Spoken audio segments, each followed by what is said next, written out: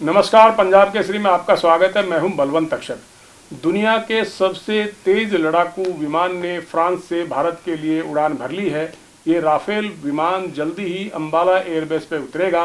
Rafale की क्या क्या विशेषताएं हैं और इससे भारतीय वायुसेना को कितनी ताकत मिलेगी, इस मुद्दे पर आज हमारे साथ बातचीत करने के लिए मौजूद हैं chairperson department of defence and national security studies, Punjab university, doctor Jaskaran Singh Waraich. Waraich साहब, आपका स्वागत है।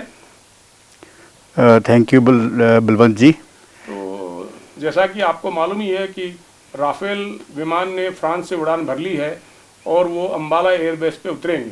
तो क्या क्या इस विमान की विशेषताएं हैं, ज़रा बताइए हमारे दर्शकों को थोड़ा। देखिए, ये राफेल लड़ाकू विमान जो भारत ने फ्रांस से ख़रीदा है जी। और ये बहुत बड़ी डील हुई है, जिसमें हमने 36 फाइटर प्लेन्स फ्रांस से लेने हैं और डसॉल्ट कंपनी जो है उनकी मेन है और बाकी उसके साथ 2 और कंपनीज़ हैं। और ये 59,000 करोड़ की डील हुई थी सितंबर 2016 में प्रधानमंत्री मोदी जी के गवर्नमेंट में। और ये राफेल एक लड़ाकू विमान, एक 4th प्लस जनरेशन का लड़ाकू विमान है और इसका हमारे इंडियन एयर पावर को काफ़ी ज़्यादा फ़ायदा होगा। जैसा कि आप जानते ही होंगे कि वॉर की प्रिपरेशन के लिए एयर पावर का हमेशा ही बड़ा रोल रहा है और एयर पावर जो है सुपीरियरिटी इंडिया ने काफ़ी हद तक इसमें इस रीजन में रही है, लेकिन हमारे 2 एडवर्सरी चाइना और पाकिस्तान थोड़े टाइम में हमारे जो कुछ अड़चनें थी जिसमें हम जो फाइटर विमान नहीं खरीद पाए पिछले कुछ दशकों में, और इस फाइटर प्लेन खरीदने से वो हमारी एयर सुपीरियरिटी जो है अब फिर दोबारा बरकरार हो जाएगी और हम दुश्मन का मुकाबला बड़े अच्छे से कर सकेंगे इस एयर पावर के थ्रू। डॉक्टर साहब, हमें जो जानकारी मिली है वो ये है कि शुरू में हमें 5 राफेल मिलेंगे, तो अभी हमें कितने राफेल विमान और मिलने हैं? और दूसरा सवाल ये कि अंबाला एयरबेस पे राफेल को उतारने का क्या मकसद है? देखिए, हमें 36 विमान की जो हमारी डील हुई है और 36 में से ये 5 आज जो आने वाले हैं इंडिया में और बाकी जो 31 बचेंगे वो भी हमें 2021 तक का टारगेट है। सितंबर अक्टूबर 2021 तक जो है वो हमें मिलने की उम्मीद है।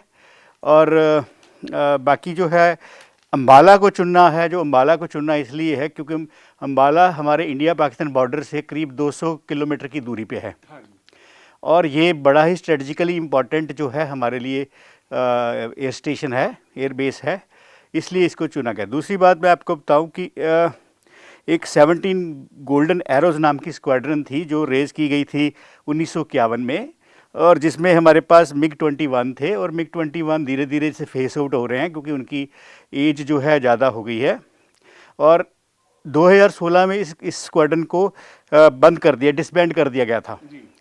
और अब ये जो राफेल आ रहे हैं, ये राफेल अभी उस स्क्वाड्रन को दोबारा रेस किया जाएगा और ये गोल्डन 17 गोल्डन एरोज़ जो है स्क्वाड्रन दोबारा होगी अंबाला में। जी, तो डॉक्टर साहब, ये भी कहा जा रहा है कि जो राफेल जैसी मारक क्षमता वाला लड़ाकू विमान ना चीन के पास है इस समय और ना ही पाकिस्तान के पास है, तो इसकी मारक क्षमता कितनी है? देखिए, जो ये हमारा लड़ाकू विमान आ रहा है, ये 4th प्लस जनरेशन का विमान, लड़ाकू विमान है और पाकिस्तान के पास अगर हम देखें तो उनके पास F-16 है। F-16 भी 4th जनरेशन के करीब है, लेकिन वो हमारे मिराज के मुकाबला आप कर सकते हो, लेकिन वो राफेल के नज़दीक नहीं है।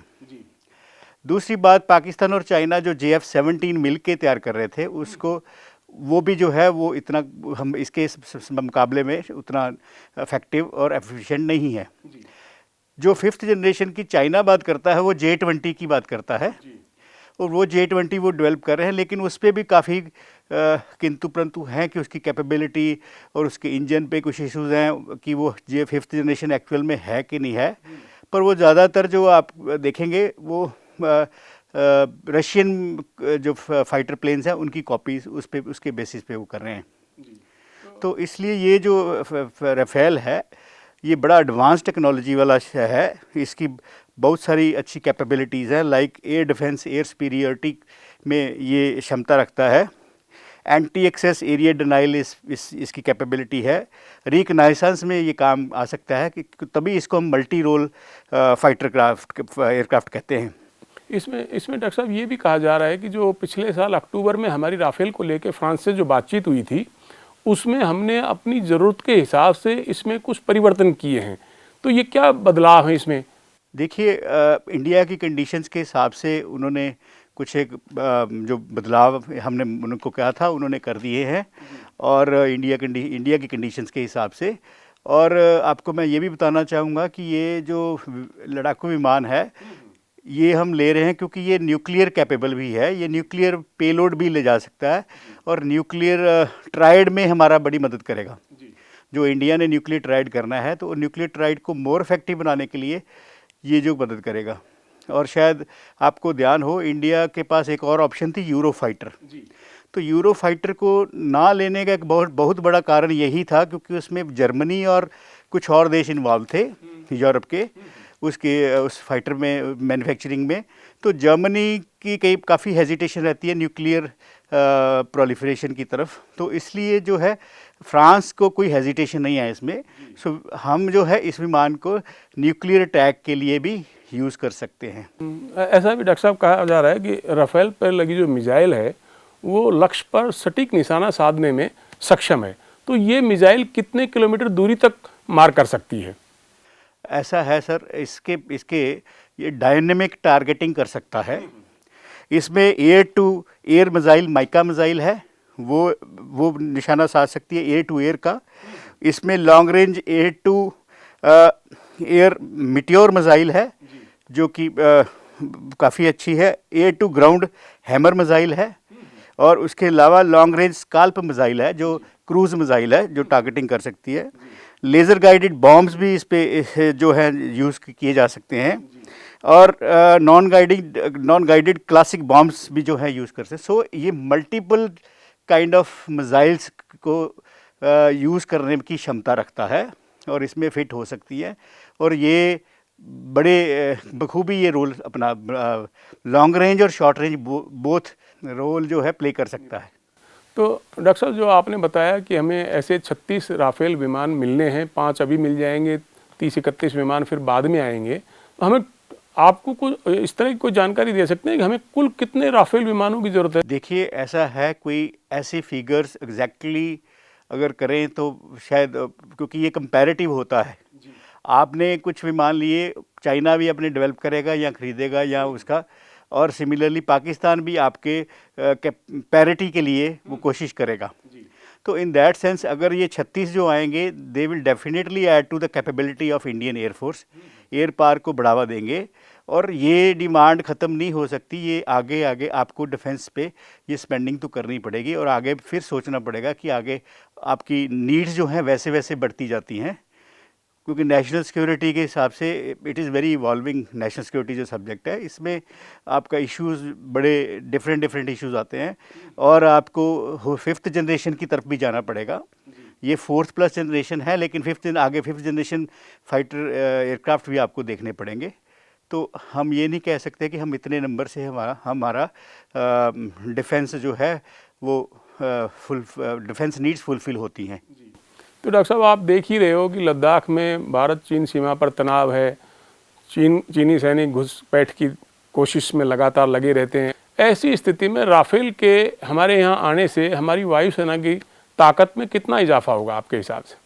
देखिए, मैं पहले भी आपको बता चुका हूँ कि ये स्ट्रेटजिकली भी हमारे देश को फ़ायदा करेगा, क्योंकि ये न्यूक्लियर पेलोड ले जा सकता है, न्यूक्लियर अटैक भी कर सकता है।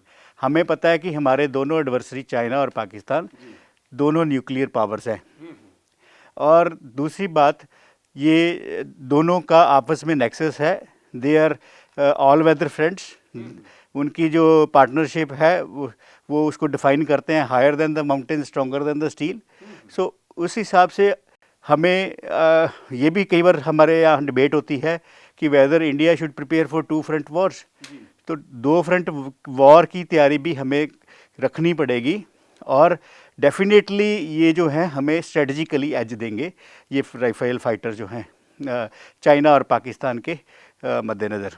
तो डॉक्टर साहब, हमने एक लंबे समय बाद ये खरीद की है राफेल की, तो क्या आपको लगता है कि जो डील फ्रांस और भारत के बीच में हुई थी वो तय समय सीमा में पूरी हो गई है या इसमें कुछ वक्त लगा है और आगे के लिए हमें और बातचीत जारी रखनी चाहिए? देखिए, ऐसा है कि हमारा जो एक्सपीरियंस रहा है डिफेंस डील्स में, वो काफ़ी डिले होती रही हैं और हमारी आर्म्ड फोर्सेस की डिमांड्स हमेशा ही जो रहती हैं वो डिलेड फुलफिल होती हैं। हाँ, तो तेजस लाइट कॉम्बैट एयरक्राफ्ट जो हमने बनाया है, आल्दो इलेक्ट्रॉनिक्स में और कुछ चीज़ों में वो भी 4th जनरेशन है, लेकिन वो लाइट है। तो इस वजह से कि हमें इसकी ज़रूरत जो है ऐसे एयरक्राफ्ट की तो चाहे ज़रूरत बहुत थी। और अगर प्रोक्योरमेंट की बात है, प्रोक्योरमेंट प्रोसीजर में भी काफ़ी इश्यूज थे, और जो इस बार इन्होंने जैसे गवर्नमेंट ने कुछ स्टेप्स लिए हैं और ये अपना 36 मल्टी रोल फाइटर एयरक्राफ्ट हमने परचेज़ किए हैं, तो इसमें मुझे लगता है कि शायद देरी ज़्यादा नहीं होगी और जो फ्रांस की कंपनी है वो हमें बाकी के 31 भी कहते हैं 2021 तक, एंड ऑफ 2021 तक वो हमें दे पाएंगे, ऐसा हमारा मानना है। दूसरी बात है, और बड़ी डील्स भी हैं, बड़ी ज़्यादा रिक्वायरमेंट्स हैं, जो बड़े वेपन्स एब्सोलीट हो चुके हैं हमारी फ़ौजों के, तो वो सारी ज़रूरत है, पर इंडिया को फोकस करना पड़ेगा, डिफेंस स्पेंडिंग को बढ़ाना पड़ेगा, जो हमारा डिफेंस बजट है उसको एनहांस करना पड़ेगा, क्योंकि नेशनल सिक्योरिटी ही सबसे प्राइम है। शुक्रिया डॉक्टर साहब हमसे बातचीत करने के लिए।